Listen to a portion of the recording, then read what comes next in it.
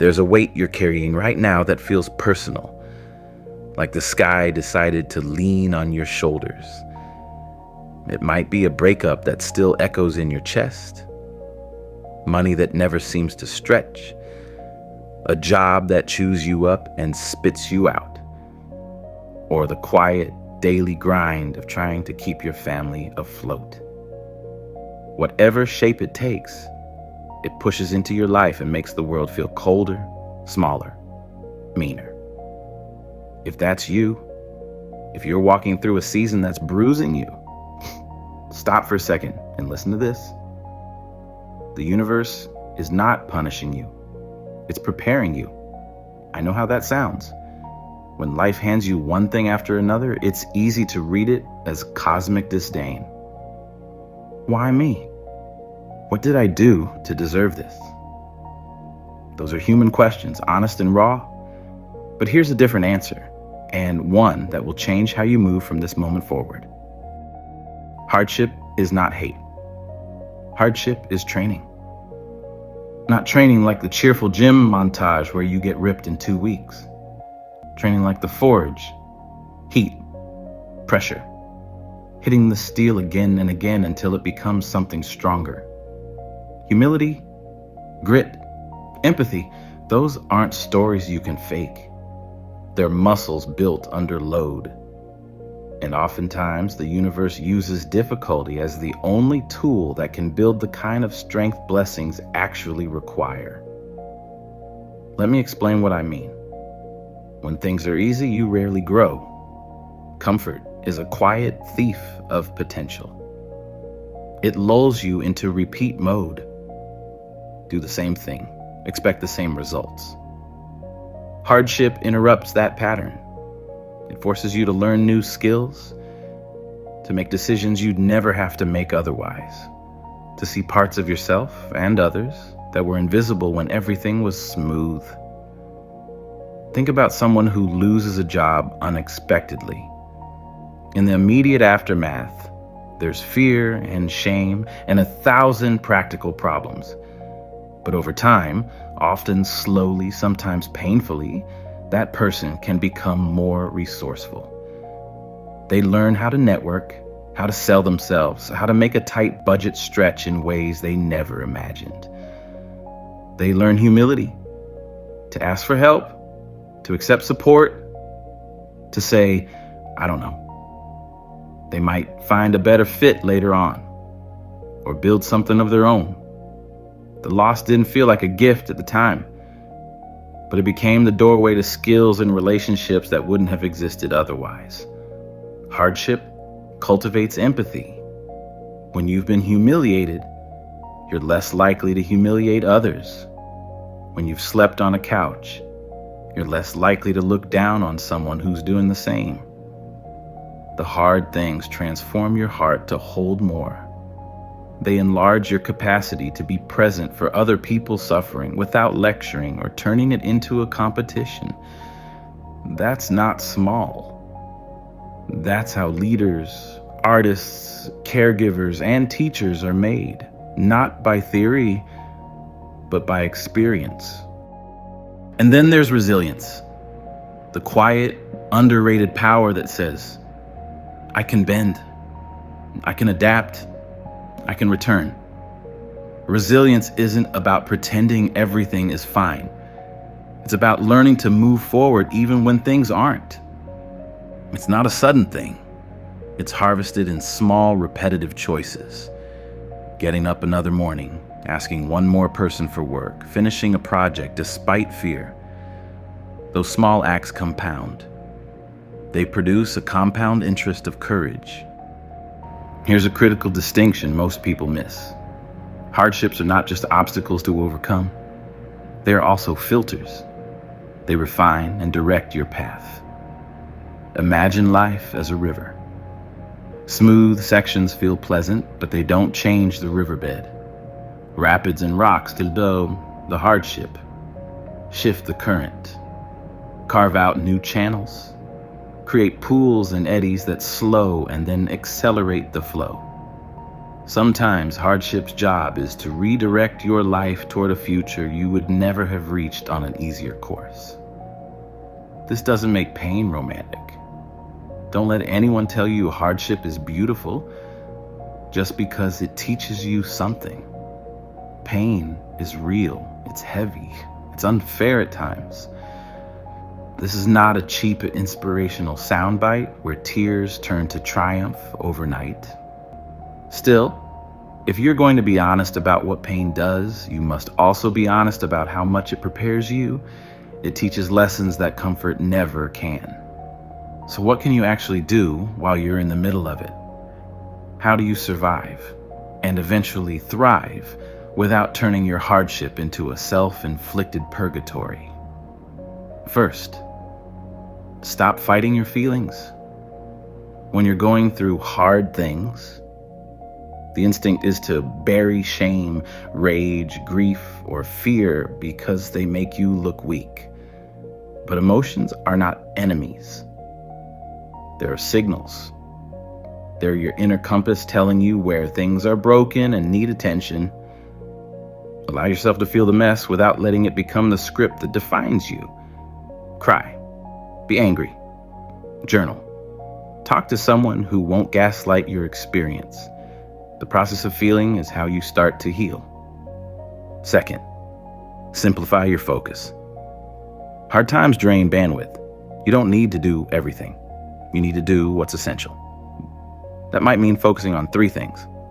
Immediate survival, food, shelter, bills. One small step toward rebuilding. Reach out to one person, apply to one job, make one call. And something that keeps you human. A walk, a book, a ritual. Reduce decision fatigue. Small, consistent actions beat sporadic, heroic efforts. Third, name the lesson without turning it into self-blame. This is tricky. There's a difference between learning and wallowing. Ask yourself, what can this experience teach me? What skills am I being forced to build? Where did system fail me? And where did my own patterns show up? Answer with curiosity, not condemnation. That shifts you from victim to student, a powerful identity change. Fourth, find the gentle rhythms that restore you. Hardship demands resilience, but resilience needs rest. You are not a machine. Sleep, nutrition, movement, sunlight, brief moments of beauty. These are not indulgences. They are fuel. When you prioritize these, you repair the vessel that hardship is trying to strengthen. The goal is not to be stoic and unfeeling. It's to be repairable. Fifth, cultivate community. One of the cruelest myths is that you must suffer alone. The truth is, the people who endure stormy seasons almost always have others. Not because they are weak, but because they're wise. Reach out. Tell someone you trust one small truth about what you're carrying. Accept help in concrete ways, a meal, a ride, a referral. These acts of receiving are as courageous as giving. Let me share a short story. A friend of mine, let's call her Maya, lost her partner and her job within 6 months. She told herself she had to be strong and push through alone until she couldn't. Finally, she shared her truth with a neighbor and a cousin. The community rallied. Meals for 2 weeks, introductions to a recruiter, a therapist recommendation. But the real change was internal. By sharing, Maya stopped pretending. She let weariness be witnessed. And in that witnessing, she stopped carrying the full weight herself. Months later, she found work that respected her rhythm and a small group of people who became chosen family. She didn't escape pain. She grew through it, and it made her both softer and stronger. Hardship changes timelines too. When things break, opportunities you were chasing fast may have to wait. That's terrifying. We're conditioned to fear delay. But delay can be a gift. It grants time to learn, to rest, to prepare. The universe sometimes slows your sprint so you can arrive ready for what's next. An unprepared blessing can be wasted.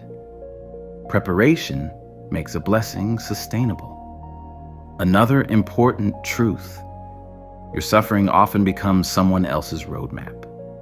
When you let your struggle teach you, and then you show up for others with what you learned, your pain becomes purpose. People pay attention to those who have walked through fire, because that's proof of experience. Your story, once healed and integrated, will help someone else weather their storm. That's the legacy of hardship. It turns personal pain into communal wisdom. Now, I want to be practical for a minute. If you're in the thick of it, here are 3 exercises you can do this week that actually move the needle. Exercise 1, the 3-1-0 audit. List 3 things that are absolutely essential to keep you alive and stable this week, e.g., pay rent, eat medicine. Next, list 1 thing that would make a real difference toward rebuilding. Apply for a job, set a call, send an email. Finally, write 0 excuses next to each item. 0 excuses means you make a plan to execute. Who you'll call, when you'll do it, what small steps you'll take. This tiny structure creates momentum. Exercise 2, the letter to your future self. Write a short letter to who you'll be 12 months from now. Describe the resilience you want to have, the small wins you imagine, and what you need now to become that person. Seal it, timestamp it, or set a calendar reminder to read it in a year. This exercise creates orientation, a North Star when the present is chaotic. Exercise 3, the empathy practice. Each day this week, reach out to one person and ask, "How are you? Really?" Not a superficial check-in, but a short space for truth. You'll be surprised how this does 2 things. It helps others feel seen, and it restores your sense of connection. Hardship can make you feel isolated. Connection is the antidote. Let's also clear a toxic narrative. Hardship is not a moral failing. If you're struggling financially, emotionally, or spiritually, that's not a judgment on your character. Systems fail.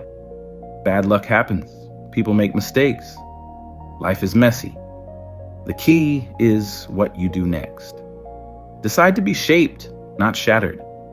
Decide to be taught, not victimized. And yes, there will be days you relapse into despair. Expect that. Recovery and growth are not linear.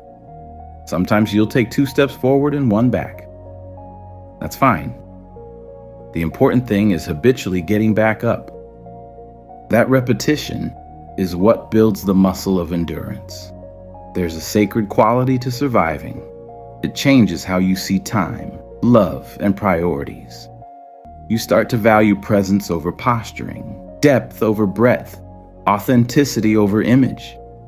You stop racing to prove anything to the world and start cultivating what truly matters. Relationships, meaning, a work you can sustain. Those are the gifts that only hardship seems to unlock. Finally, here's the invitation I want to leave you with. When you're in pain, say this once a day, not as denial, but as commitment. I am learning. I am becoming. I will carry this forward with wisdom, not with bitterness. Repeat it. Say it aloud. Let it be a tiny ritual that orients you toward growth. If this landed, if something in your chest loosened even a little when you heard that the universe could be preparing you rather than punishing you, do one small brave thing right now. Drop a comment that simply says, "I'm learning." No story, no justification. Just those 2 words as a promise to yourself. That tiny declaration turns private suffering into shared courage. It tells your future self that you chose to be a student of this season, not a prisoner of it. If you know someone who's been beaten down and needs a different lens, share this with them. They might need to hear that their hardships are training ground, not tombstone. Remember, the forge is hot for a reason. Steel becomes steel because it survives the fire. You are being tempered. You are not being condemned. There is a future self being formed in the ache and the grit, stronger, softer, more capable of carrying deep love, and more ready for the blessings that will require the exact strength you're building right now. Take a breath. Place your hand on your chest. Feel the steady rhythm there. You are still here. That alone is a declaration. Keep moving. The universe is working with you, even in the dark.